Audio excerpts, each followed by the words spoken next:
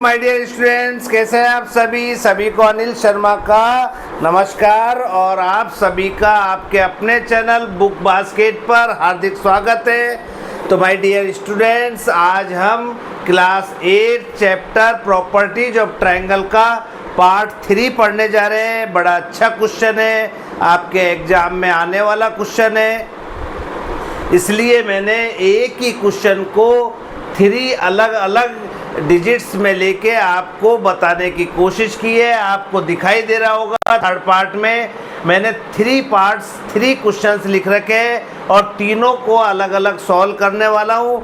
आप वीडियो को मन लगा के ध्यान से देखिए यदि आपको एग्जाम में अच्छे मार्क्स लाने हैं तो।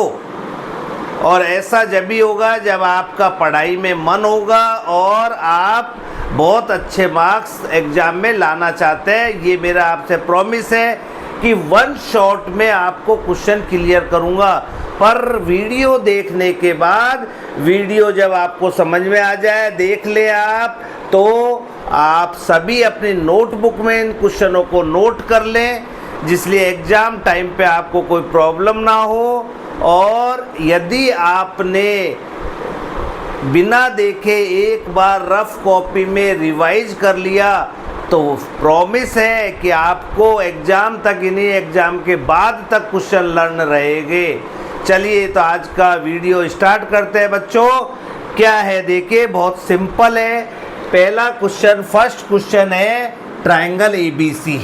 तो ट्रायंगल एबीसी में 3 एंगल ए, बी और सी होते हैं। ऐसे ही सेकंड क्वेश्चन में ट्रायंगल का नाम DEF है।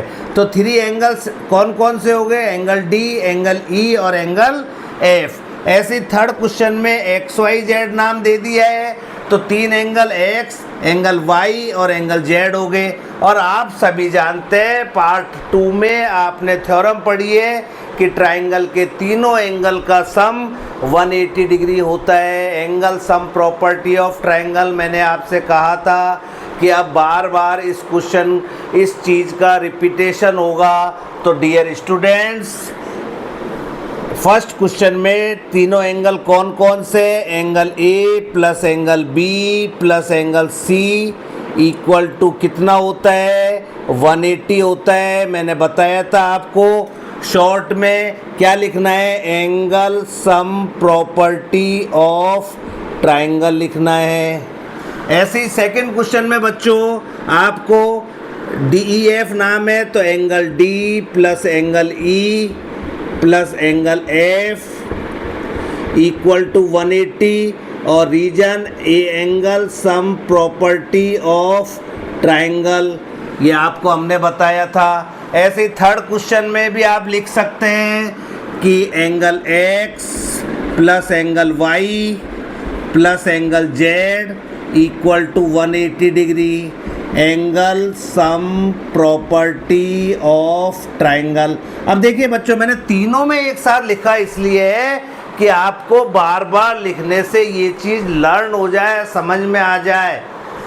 चलिए तो एंगल फर्स्ट क्वेश्चन में देखते हैं। एंगल A की वैल्यू, A की जगह आप 72 लिख दीजिए, प्लस B की वैल्यू 63 दी हुई है तो 63 लिख दीजिए, और प्लस एंगल C आपको फाइंड आउट करना है और इक्वल टू में आपके पास 180 डिग्री है।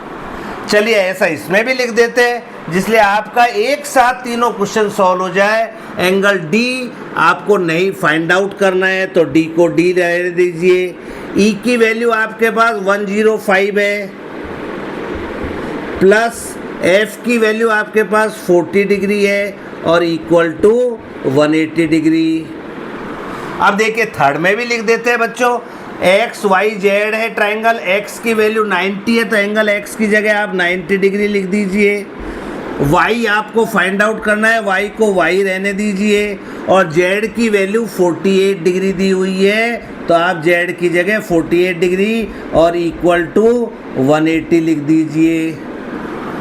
तो तीनों में मैंने एक साथ तीनों क्वेश्चन आपको सॉल्व करके बता रहा हूँ, जिसलिए आपको समझने में कोई प्रॉब्लम ना हो। और एक साथ एक ही मेथड के 3 क्वेश्चंस का रिवाइज करवा रहा हूँ।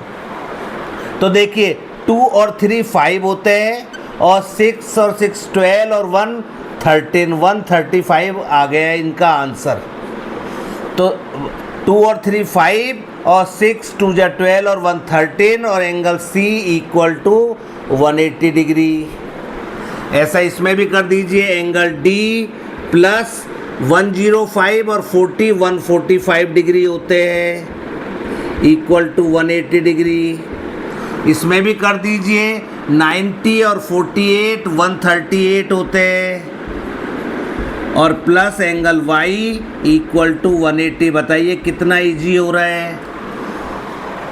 तो अब ये 135 आपको C एंगल निकालना है, तो C को तो यहीं रहने दीजिए और 135 को RHS की तरफ ले जाइए। जब कोई वैल्यू ट्रांसफ़र होती है तो प्लस का साइन माइनस में चेंज होता है, तो 180 माइनस 135 लिख दीजिए और angle D equal to 180 minus 145 लिख दीजिए और angle y equal to 180 minus 138 लिख दीजिए।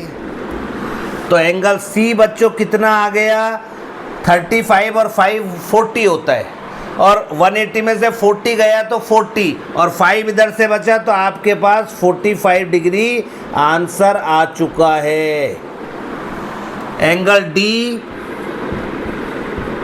145 देखिए 145 किया तो 145 में 5 ऐड करेंगे तो 150 हो जाता है। 180 में से 150 गया तो 30 और 5 इधर से बचा, तो 35 डिग्री आंसर आ चुका है आपके पास।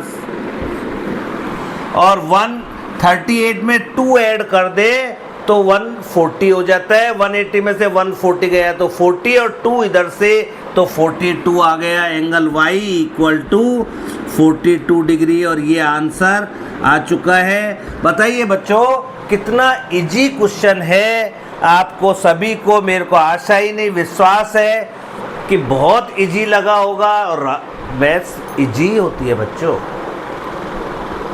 केवल ध्यान से देखने की बात है कि आप यदि ध्यान से देखेंगे तो आपको मैथ्स में इतना इंटरेस्ट आएगा कि आप सोचोगे सबसे इजी सब्जेक्ट, क्योंकि इसको खेलना है आपको, इसको याद नहीं करना, रटना नहीं है, इसको तो खेलना है पेन और पेपर से।